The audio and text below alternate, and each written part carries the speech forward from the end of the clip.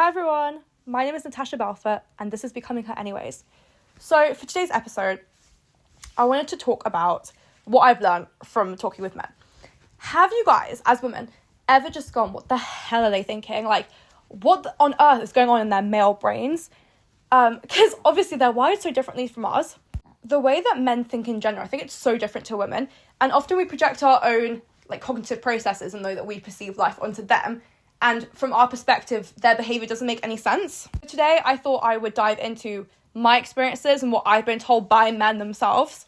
One of the most important lessons I've learned from men is that they hate desperate women. Like, if they meet a desperate woman, the only reason they'll ever be interested in her is if they think they can take advantage of her. For example, say there's a man, right, and he's talking to this woman, and he's not really that interested in her. Like, it's kind of obvious because he isn't really doing much. Guys, by the way, that's another thing. If a man isn't showing you with his actions that he's interested in you, he's not interested in you. Doesn't matter what he says. Doesn't matter if he says, I want to take you out. Doesn't matter if he says, I want to date you. If that man is doing fuck all for you, that man does not actually like you. Because if he actually did like you, you'd know it. By the way, another thing, if you guys are confused, he doesn't like you.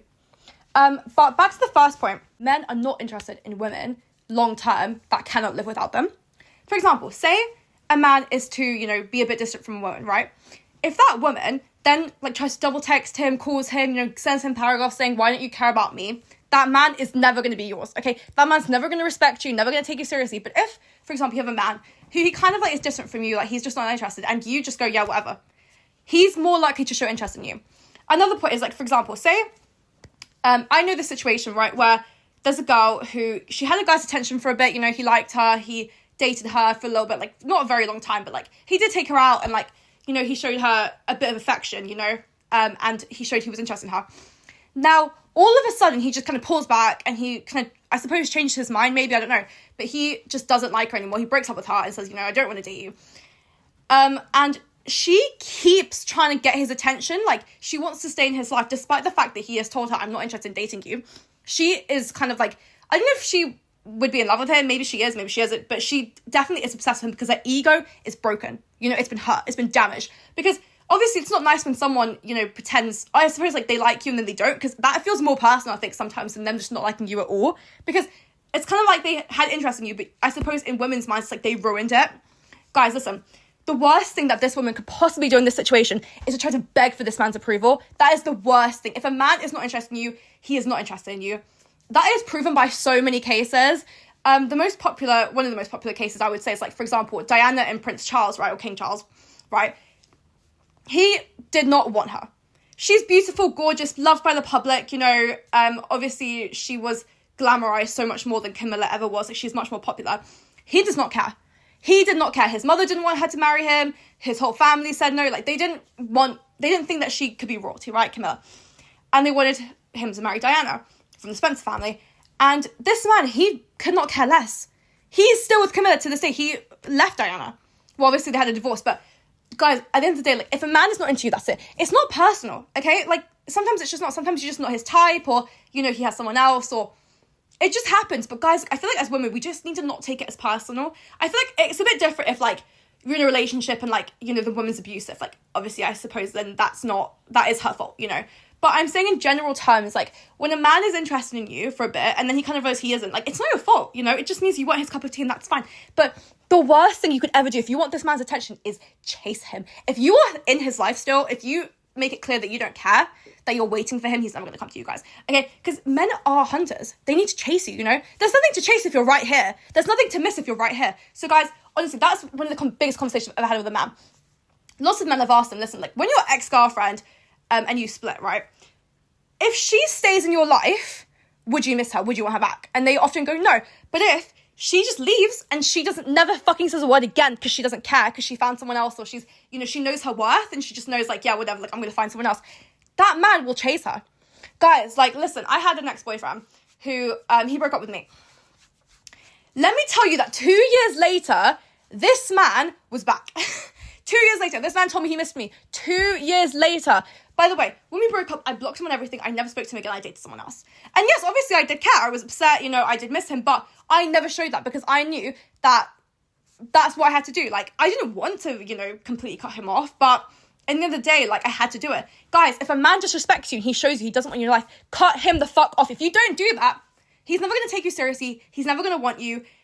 if there's ever a chance that he could change his mind, which, by the way, you don't want a man that has to change his mind to be with you, right? You don't want that. But aside from that, like, if you guys want to stay, like, the, you know, mysterious, beautiful one that got away, you got to get the fuck out there. If a man shows you some attention, you cannot just take that as, like, oh, he likes you.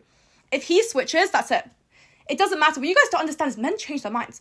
Like, men can literally introduce you to their grandparents and still change their minds and go, no, I don't want her anymore. It happens, guys. This is why you should never make men your whole world. Never, ever, ever make men your whole world. Your man should not be your best friend, okay?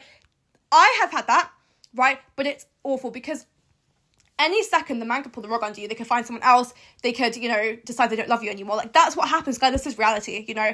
Never make a man your whole world. I think every man will agree with this. Like, there's no guarantee that this man will stay in your life forever. It doesn't matter if you're married, you have children. Do you see how married men treat their wives?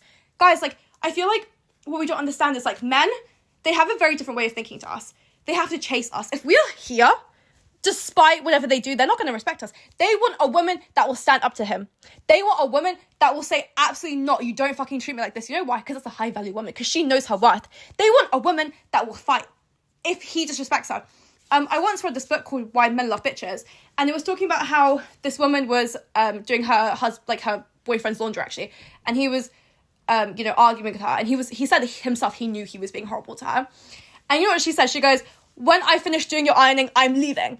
And this man literally said to the interviewer, to the woman who wrote the book, he said that if she had just left without doing his laundry, he would have respected her more. Because men don't want a doormat girl. That's why the book is called Why Men Love Bitches.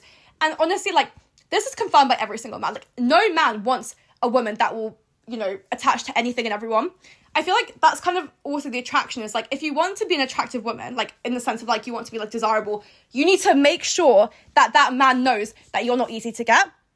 Because if they think that, like, you'll just stay for anything, like, if they treat you like shit and you stay, why are they, first of all, are they ever going to treat you any better? Absolutely not. They're never going to treat you better because they know that you accept the treatment they're giving you today, okay? And also, they will know that you won't leave them. So, they know that you're not really that desirable. Because if you knew your worth, you wouldn't stay. If he's abusing you, if he's, you know, cheating on you, and you stay, he's never going to treat you better, guys. I feel like with men also, like, what's so interesting is that women often think more about what men are thinking of them than men actually think. Because men have this thing where they can just not think, guys. It's actually crazy. Because we as women, I don't know why, but we don't have this privilege where, like, you don't think about anything, generally speaking. Like, but men have this thing where you can just think about nothing. Honestly, guys, I think that says a lot. But, listen, like, if you want to be desirable to a man, and I'm not saying, like, in the sense of, like, live under the male gaze, but I'm saying if you want to be respected by men, you have to show the respect. Honestly, you decide your worth with men. You're the one that dictates your worth. If you show a man, I'm not that worthy, I'm kind of low quality, I don't really care, I don't care if you mistreat me, I'm going to stay anyway, you've decided that you're not worth much. But if a man treats you, like, you know, he mistreats you, he does something, like, for example, he's not good at communicating, or, you know, on the date, I don't know, he didn't pay, or, you know, something like that, like, and you just accept it, guys, that's it. Also, another thing is the way that you go into a relationship, that sets the precedent. Like, the first date sets the precedent. Guys, by the way, the first date you ever go on a man, that should be, like, the best time. Or maybe the second date. Like, very early on is the best time in a relationship. I say best in the sense of, like, the time where there's, like, the least problems. There should be no issues. Guys, there should be no issues. In the talking stage, if you're already arguing, that man is not for you. Because think about it. The worse the relationship gets is, like, actually the longer that it goes on. I understand that in the media it's portrayed as, like, oh, you know each other more and you're more in love. To an extent, I feel like your first date to maybe, like, a few months, like 3 months, that's what they call the honeymoon period. There should be no arguments. Guys should be getting on so much. Obviously, later on, yes, you will have issues and, like, you know, because, like, the kind of novelty of it is gone and you're kind of just left with two people. But if you're arguing in the 3 months and you're not getting along, guys, don't date this person. If this person's not treating you right at the start, that's it. You need to go into that relationship showing him how he treats you. And if he doesn't treat you like that, go find someone else. Guys, we don't understand how many men there really are in this world. Like, if one man won't do something, another will. Trust me. You guys have to have standards. And if you guys don't have standards, like, I feel like it's because you guys don't want to be alone. And that's fine. Like, obviously, that's human. But it's honestly better to be alone.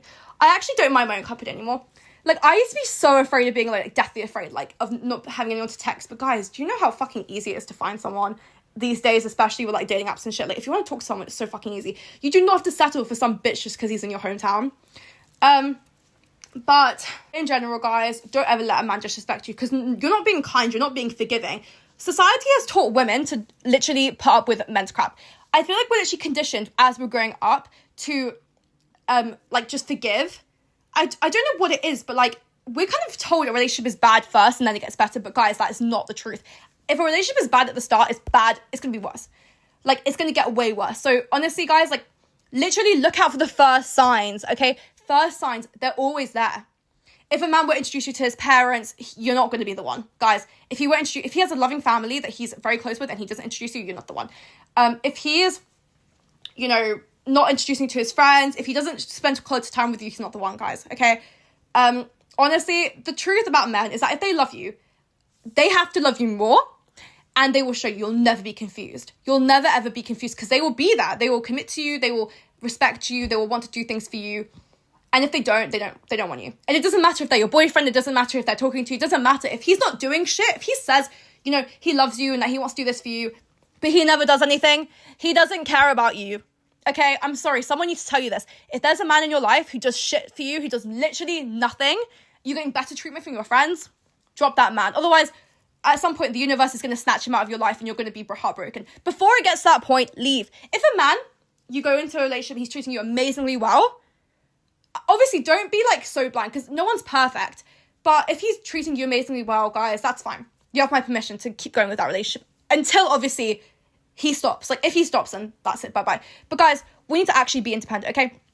And don't allow society to tell you that you need a man. Don't allow society to tell you that you need to find like a project to like help a man, you know, change him.